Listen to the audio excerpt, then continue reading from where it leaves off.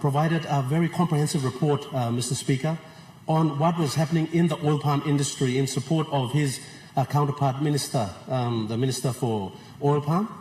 And in that, he alluded to disparity in the pricing regime for our oil palm producers, and with the potential that the oil palm industry has the potential to bring in billions of kina for revenue for Papua New Guineans.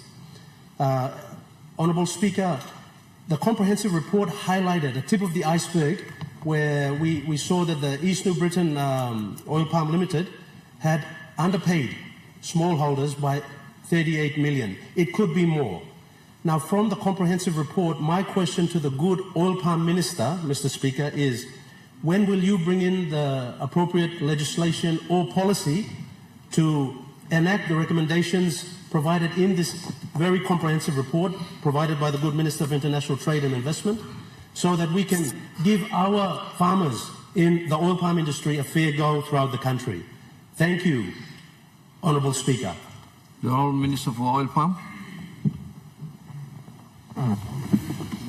Thank you, Speaker. I'd like to commend the Opposition Leader, Honourable James Nomane, for this very important question. Deputy Opposition Leader, Honourable James Nomane. Thank you for this the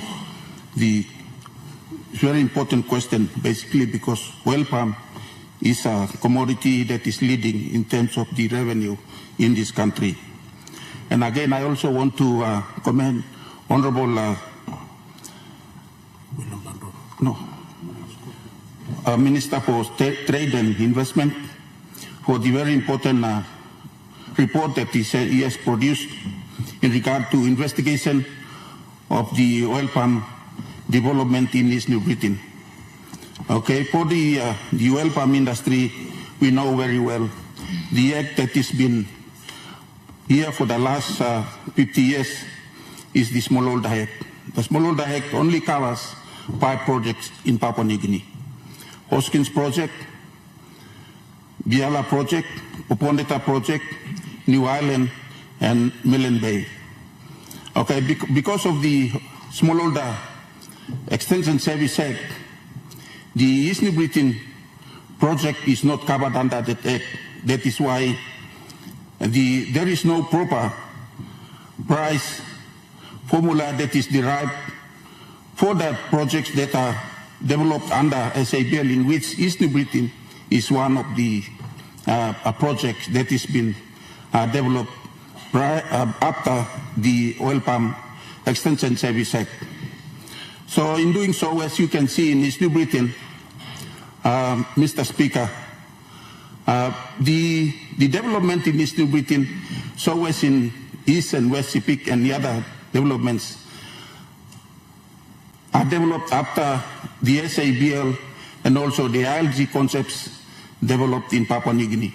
The SABL is from the Forest Act, and also the ILG is from the Land Act. So for this case of East New Britain, that is why they face so much trouble in the way the developers or the investors has been attending or been providing service to the growers. Basically because I call it as an outlaw program in Papua New Guinea. There is no legislation, there is no policy, or there is no regulation in Papua New Guinea that covers the latest developments of oil palm in Papua New Guinea. So that is why it is very important today that we basically have to have the policy, and I thank the Marape Rosso government for identifying oil palm as a commodity that will drive the economy of this country. And rightfully, now that I've been appointed minister for the oil palm, appropriately we seriously have to see and make sure we support the industry that is going to lead the economy of this country 50 years onwards.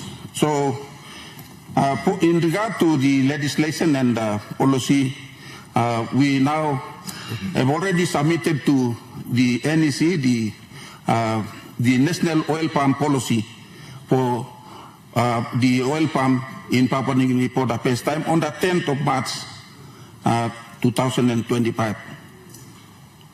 So further legislation, basically because we know, as the report is clearly presented to this House, it has been derived, the price formula that is derived from the NOW Act, the Extension Service Act, it does not include projects as has been in East New Britain, West Sepik, East Sepik, and we have also project in Central Province.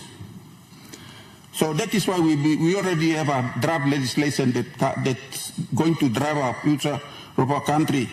But the important thing is that we really have to see the importance of the how we're going to deal with the oil palm 50 years and onward, now and 50 years to come. So seriously, as we can see, the 50 years of oil palm developed in Papua New Guinea, it is basically for a land settlements program that has been delivered into our country. So now that we're going to deliver the new legislation or the policy and the legislation, we seriously have to incorporate the importance of land.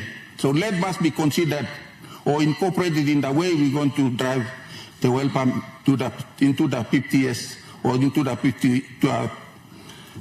future. And again, seriously, today we have to say that the environmental aspect of how we're going to develop oil palm must be considered. So that is why we're seriously looking at how we can be able to do that. And we have already a draft, but we have to do more of consultation in which it must be ever proper consultation with the milling companies. And again, for Papua New Guinea, it is said to mention that we have only foreign companies in this country or in Papua New Guinea. That is why we have to consider the importance of how we're going to see new developments into land, customary land, in which we're going to have alignment with the Department of Lands with respect to the concept that we really have to take on board in the new legislation. And number two, Mr. Speaker, we seriously have to see the way, because of that question raised or the report raised by Minister for Trade and Investment, we also see that the importance of oil palm market today is based on it is like more environmental orientated. So we see these very important agendas. One, the land. The two, the best practices, the new modern best practices in the oil palm, and also how we're going to incorporate the environmental aspect or the best practices environmentally in the new development. So that is why it will take only so small time to make sure that we accomplish the new legislation, and then we can be able to present to NEC. But otherwise, we're working on that one, so we consider more importantly the milling companies in Papua New Guinea now, and we attend to the new provinces that are going to be included in the new legislation, and at the same time consider the new areas, especially the grassland or savanna land in Papua New Guinea. Thank you very much, Mr. Chairman.